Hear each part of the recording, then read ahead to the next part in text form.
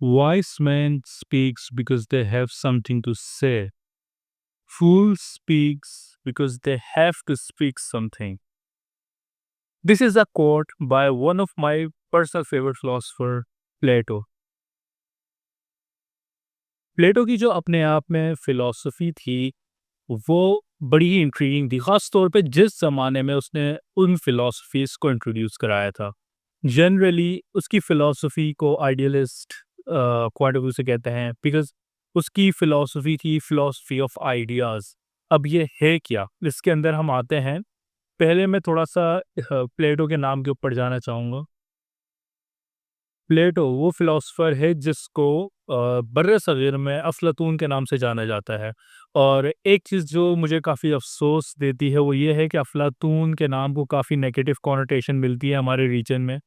मुझे नहीं पता कि इसकी इतनी ज़्यादा नेगेटिव कॉनोटेशन आई कहाँ से, लेकिन अलबत्ता मैं इस बात का ज़रूर ज़िक्र करना चाहूँगा कि इसका नाम प्लेटो से अफ़लातून हुआ कैसे?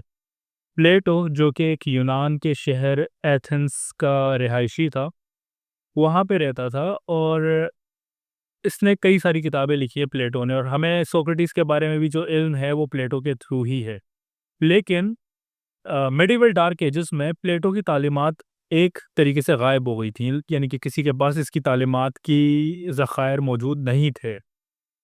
प्लेटो की तालीमात रीडिस्कवर करी गई थी अरेबिक फ़िलासफ़र्स के थ्रू जब रोम की एक्सकवेशन हुई थी, तब जाके इन्होंने एंशिएंट रोम और एंशिएंट ग्रीक की फ़िलॉसफ़ी वहाँ से रीडिस्कवर करी थी, उसको रीइंटरप्रेट करा था। यानी कि अगर हमारे पास एंशिएंट अरेबिक फ़िलॉसफ़र्स की लिखी हुई किताबें नहीं होती, तो आज शायद हमें सोक्रेटिस और प्लेटो के बारे में मालूम ही नहीं होता कि ये लोग भी कभी एग्ज़िस्ट किया करते थे।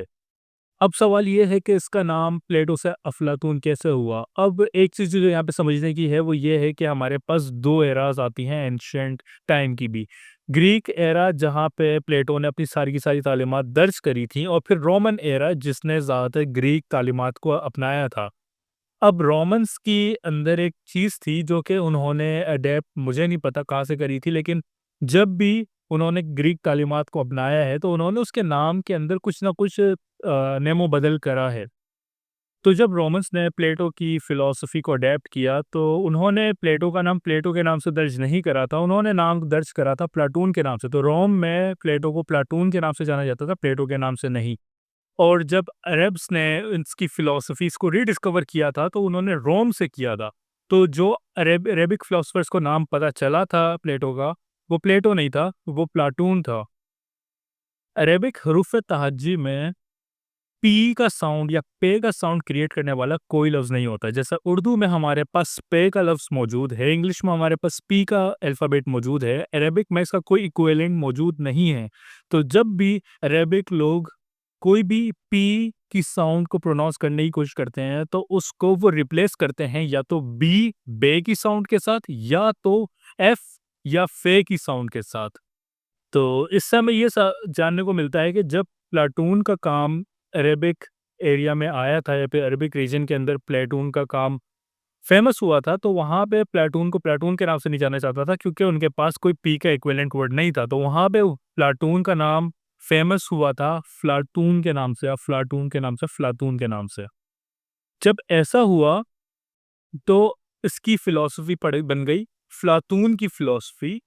और आपके पास एक और अरबिक के अंदर एक चीज़ होती है जिसको कहते हैं अल का लफ्ज़, जो कि अक्सर किसी भी यूनिक चीज़ के आगे लगाया जाता है सिमिलर टू द। अगर आप इंग्लिश में द लफ्ज़ को जानते हैं लेकिन एग्ज़ैक्ट सेम नहीं होता, लेकिन समझने के लिए आप ऐसे समझ सकते हैं। जैसे कि मस्जिद अल अक्सा, एक एक मिसाल दे रहा हूँ मैं आपको। जैसे अल उस चीज़ के आगे लगता है जिसके मस्जिद अल हराम, ये मैं इसलिए मिसाल दे रहा हूँ क्योंकि इनके आगे जो अल लग रहा है इसकी भी वो सेम कॉनोटेशन है जो द वर्ड की होती है। तो जब प्लेटो ने जब प्लाटून का नाम वहाँ पे फेमस हुआ और जब प्लाटून को लोग जानने लगे तो वो अपने आप में एक बड़ी यूनिक पर्सनैलिटी थी, तो वो बन गया अल-फ़्लातून।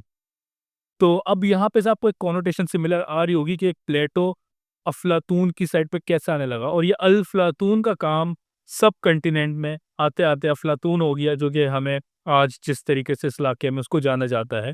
अलेक्जेंडर द ग्रेट या सिकंदर आज़म की भी सिमिलर कहानी है, लेकिन उसके अंदर हम बाद में जाएँगे, अभी हम प्लेटो के ऊपर फ़ोकस करते हैं। हमने प्लेटो के नाम की हिस्ट्री के बारे में ज़िक्र किया जो कि वाक़ई में नो डाउट काफ़ी दिलचस्प है। लेकिन मेरा मानना है कि इसका काम इससे कई गुना ज़्यादा दिलचस्प है।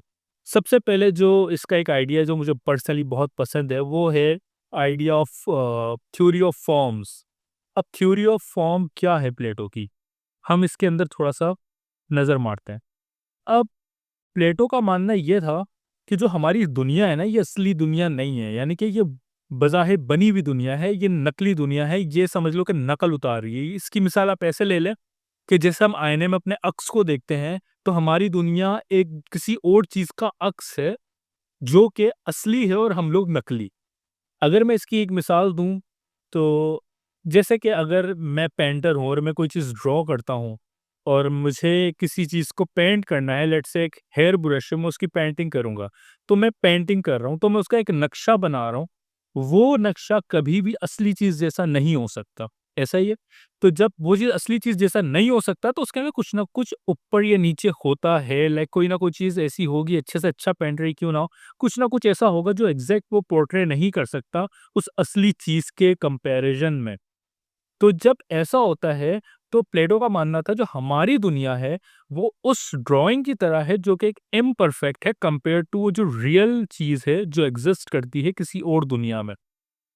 अब ये कोई और दुनिया क्या है? प्लेटो ने इस दूसरी दुनिया को नाम दिया था रेल्म ऑफ आइडियाज़। अब रेल्म ऑफ आइडियाज़ को मैं समझाने के लिए एक छोटे से थॉट एक्सपेरिमेंट के थ्रू आपको गुज़ारूँगा। मैं आपसे एक रिक्वेस्ट करूँगा कि आप सोचें कि क्या चीज़ है जो एक चाय के कप को चाय का कप बनाती है? अगर आप इसके ऊपर थोड़ा ज़हन में ज़ोर डालें तो आपको ये चीज़ थोड़ी कन्फ्यूज़ ज़रूर करेगी कि क्या चीज़ चाय के कप को चाय का कप बनाती है। अगर मैं आपके सामने एक पानी का गिलास रख दूँ और बोलूँ कि ये चाय का कप है और ये पानी का गिलास है, लेकिन दोनों के अंदर लिक्विड आता है। लेकिन मैं जब चाय का कप देखता हूँ तो मैं कभी भी ये नहीं सोचता कि चाय का कप ये पानी का गिलास है। मैं हमेशा मुझे पता होता है वो चाय का कप है। वैसे ही अगर मैं पानी का गिलास देखता हूँ तो मैं कभी ये नहीं सोचता कि ये चाय का कप है, मुझे पता होता है वो पानी का गिलास है। तो क्या चीज़ ऐसी है जो पानी के गिलास को पानी का गिलास बनाती है और चाय के कप को चाय का कप बनाती है? प्लेटो ने इस चीज़ को कुछ इस तरीके से समझाया है कि हमारे पास 2 दुनियाएँ हैं। एक हकीकी दुनिया जिसके अंदर हम रहते हैं, इसको उसने मादनी दुनिया या मटीरियल दुनिया का नाम दिया था, और एक बहरूनी दुनिया थी जिसको उसने ख़याली दुनिया का नाम दिया था, क्यू वर्ल्ड ऑफ आइडियाज़। अब उसने बोला था कि एक परफेक्ट कप है, जो कि उस दुनिया में एग्ज़िस्ट करता है। वो दुनिया है जिसको हम नहीं देख सकते हैं, हम उसको सिर्फ़ और सिर्फ़ अपने दिमाग से समझने की कोशिश कर सकते हैं। अब हमारे पास उस दुनिया में एक कप मौजूद है और उसी दुनिया में हमारे पास एक पानी का ग्लास मौजूद है, जिसके दरमियान साफ डिफ़रेंस है। अब जब हमारी दुनिया यानी कि जो मादनी दुनिया है, यहाँ पे जब हमारे सामने एक ऐसा प्याला आता है जिसके हाथ में हैंडल लगा हुआ हो, जो ज़्यादा करीब उस चीज़ के हो जो ख़याली दुनिया में एक कप है। तो जब ख़याली दुनिया के कप के करीब वो चीज़ है, तो आप इसको ऐसे समझ सकते हैं कि हम सिर्फ़ और सिर्फ़ एक इमिटेशन बनाते हैं उस चीज़ की जो ख़याली दुनिया में मौजूद है। और जो चीज़ उस इमिटेशन के करीब होती है, हम अज़्यूम कर लेते हैं कि हमारी दुनिया में वो चीज़ वो है। जैसे कि ख़याली दुनिया में जो परफ़ेक्ट कप है, हमारी दुनिया में बनाया हुआ कप अगर उस कप के करीब है, निस्बतन एक ग्लास के करीब होने के, तो हमारे लिए वो कप कप होगा, और वो चीज़ जो उस ग्लास के करीब है, निस्बतन उस कप के करीब होने से, वो ग्लास होगा। मैं समझ सकता हूँ कि ये जो पूरा का पूरा कॉन्सेप्ट है, काफ़ी कन्फ्यूज़िंग है, अगर आप ख़ास तौर पे तब जब आप पहली दफ़ा ये चीज़ के बारे में अपने दिमाग से सोचने की कोशिश करते हैं। लेकिन मैं आपको सिंपल लफ्ज़ों में एक और मिसाल दे देता हूँ। मेरे पास यहाँ पे एक हाइलाइटर मौजूद है, सही है? ये एक हाइलाइटर है जो कि अपने आप में सिंपल काम करता है। मुझे पता है ये हाइलाइटर है। अब क्या चीज़ है जो इसको इस मार्कर से मुख्तलिफ बनाती है? अब ख़याली दुनिया में एक परफेक्ट मार्कर मौजूद है और एक परफेक्ट हाइलाइटर मौजूद है, जो कि हो सकता है ऐसा ना दिखता हो, और मार्कर हो सकता है ऐसा ना दिखता हो हमारी ख़याली दुनिया में, लेकिन हमारे पास मौजूद है। ये जो चीज़ है, ये उस हाइलाइटर से करीब नहीं है, लेकिन उस मार्कर से ज़्यादा करीब है। जैसे ये हाइलाइटर उस ख़याली दुनिया के हाइलाइटर से ज़्यादा करीब है और इस ख़याली दुनिया के मार्कर के जितना करीब नहीं है। अगर इससे सिंपल तरीके से समझाना ये चीज़ आई थिंक कि इतना पॉसिबल नहीं होगी। इस तरीके से हम डिफरेंशिएट करते हैं कि क्या चीज़ असल में क्या है। ये प्लेटो की बेसिकली प्रपोज़ल था। अलबत्ता उसने मार्कर को यूज़ करके प्रपोज़ल्स नहीं दिए थे।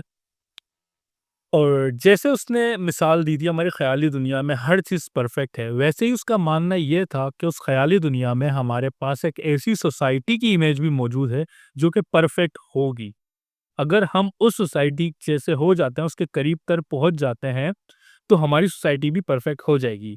अक्सर लोग इस चीज़ का एक गलत मतलब निकालते हैं। उनको लगता है प्लेटो एक यूटोपियनिस्ट था। यूटोपियनिस्ट उस शख्स को बोलते हैं जो बिलीव करता है कि एक वक़्त ऐसा आएगा कि इंसान उस लेवल पे पहुँच जाएँगे जहाँ पे वो अपने सारे सोशल इश्यूज़ को रिज़ॉल्व कर देंगे, वहाँ पे कोई भी इक्वालिटी नहीं होगी, वहाँ पे कोई वेल्थ डिस्पैरिटी नहीं होगी, वहाँ पे कोई रेसिज़्म नहीं होगी, वहाँ पे कोई जेंडर इक्वालिटी नहीं होगी।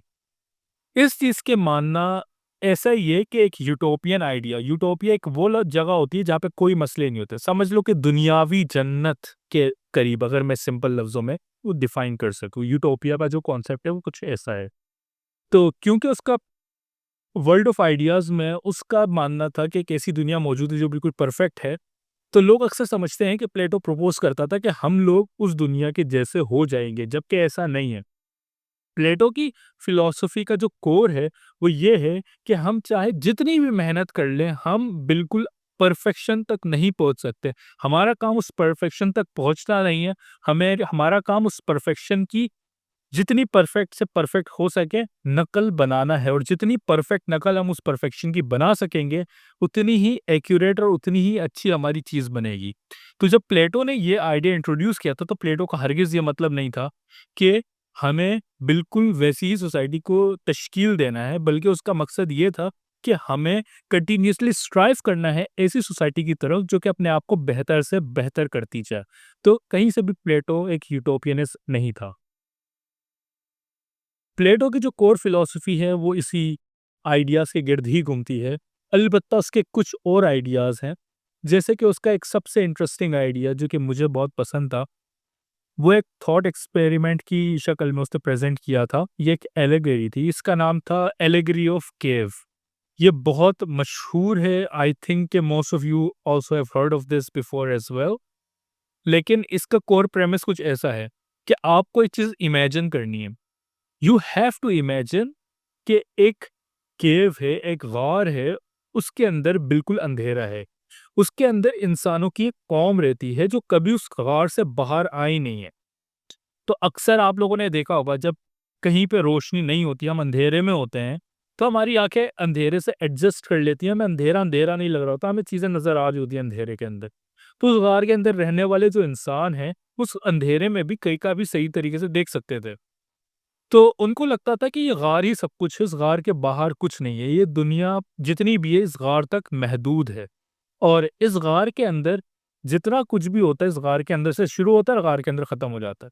एक और चीज़ उस गार के बारे में, उस केव के बारे में आपको जानने की ज़रूरत है, वो ये है कि उस केव के अंदर एक छोटी-सी ओपनिंग है थी, जो बाहरी दुनिया से रोशनी को गार के अंदर लेकर आती थी। उन लोगों को नहीं मालूम था कि ये रोशनी अपने आप में है क्या, क्योंकि उन्होंने कभी अब रोशनी को अपने सामने देखा नहीं था।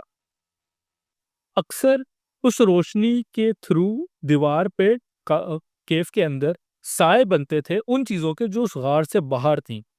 लोगों को नहीं पता था ये शक्लें क्या हैं। वो अपनी फ़िलॉसफ़ीज़ बनाते थे कि ये शक्लें क्या हो सकती हैं, उनको लगता था कि ये उनका खुदा हो सकता है, ये कुछ भी हो सकता है कि ये कुछ और हो। जैसे-जैसे गार के बाहर, केव के बाहर सूरज मूव होता था, तो वो शक्लें तब्दील होती थीं, क्योंकि वो साए जो वो आ रहे होते थे गार के अंदर, वो बदल जाते थे क्योंकि रोशनी की दिशा या डायरेक्शन चेंज होती थी। तो उनको लगता था ये चीज़ें चेंज हो रही हैं, इनकी अपनी ही कोई मसलियत है, इनके अपने कोई ख़यालात हैं और ये खुद से चेंज हो रही हैं, और ये कोई ऐसी ताकत है जिनको हम समझ नहीं सकते। तो वो लोग जो थे वो पूरी-पूरी उनकी इबादत करते थे, उन्हीं चीज़ों की उनकी परस्तिश करते थे, उनका मानना था कि यही हमारे खुदा हैं। इस कहानी में एक ट्विस्ट है, क्योंकि इस कहानी में एक केव ड्वेलर, जैसा प्लेटो ने उसका ज़िक्र किया था, वो चीज़ों को तलाशते हुए गुम हो जाता है और वो किसी तरीके से गार से बाहर आ जाता है। अब जब वो गार से बाहर आता है तो उसको अचानक से उसकी आँखों में रोशनी पड़ती है, और जिस वज़ह से उसको वो काफ़ी डिसोरिएंट हो जाता है, उसको कोई चीज़ समझ में नहीं आती। लेकिन वो जब चीज़ों को आस-पास ऑब्ज़र्व करता है तो उसको नज़र आता है कि असल में जिस चीज़ की वो इबादत कर रहे हैं वो कुछ भी नहीं है, वो सिर्फ़ एक शुआ है, वो एक लाइट है और उसके जो साए पड़ रहे हैं उसके अब सामने था कि वो साए कैसे बन रहे हैं। अब वो साए कैसे गार के अंदर जा रहा है, अब उसको वो सब चीज़ें नज़र आने लगती है। तो वो अचानक से खौफ़ज़दा होता है, वो आके सोचता है कि मैं जल्दी से जाके नीचे बताता हूँ कि ये क्या चल रहा है बाहर। तो वो वापस गार के अंदर आता है भाग के वापस अपने लोगों के पास, लेकिन क्योंकि अब उसकी आँखें रोशनी में एडजस्ट हो गई होती हैं, जब वो गार के अंदर वापस आता है तो उसको गार के अंदर सही चीज़ें चीज़ें नज़र नहीं आती क्योंकि गार के अंदर अंधेरा होता है और उसकी आँखें रोशनी की आदी हो गई होती हैं। तो जब वो आके लोगों को बताता है लड़खड़ाता हुआ तो लोग उसके ऊपर हँसते हैं और लोगों को जब वो बताता है कि तुम लोग जो कर रहे हो वो गलत है। जो जो जिन चीज़ों की तुम परस्तिश कर रहे हो, तुम जो चीज़ों फिलॉसफाइज़ करके बैठे हुए हो, ये चीज़ें वो नहीं है। ये सिंपल साए हैं और ये बाहर से रोशनी अंदर की तरफ आती है तो उससे वो साए बनते हैं। पहले तो लोगों ने उसका मज़ाक उड़ाया लेकिन जब वो रुका नहीं, तो लोगों ने उसको हाँ, पता है आपको जो लोग करते हैं, जिस चीज़ में लोग एक्सपर्ट होते हैं, जान से मार दिया। इस एलिगेरी से प्लेटो एक चीज़ की बहुत ही अच्छी मिसाल देना चाह रहा था। प्लेटो को अपनी ज़िंदगी में काफ़ी गुस्सा था जो कि उसके मेंटर सोक्रेटिस के साथ हुआ था उसकी ज़िंदगी में। सोक्रेटिस को सज़ा मिली थी हेमलॉक की, जिसका मतलब होता है ज़हर का प्याला पीना। और प्लेटो का मानना ये था कि इसको ये सज़ा इसलिए मिली थी क्योंकि उसने एथेंस की यूथ को बेदार करने की कोशिश करी थी।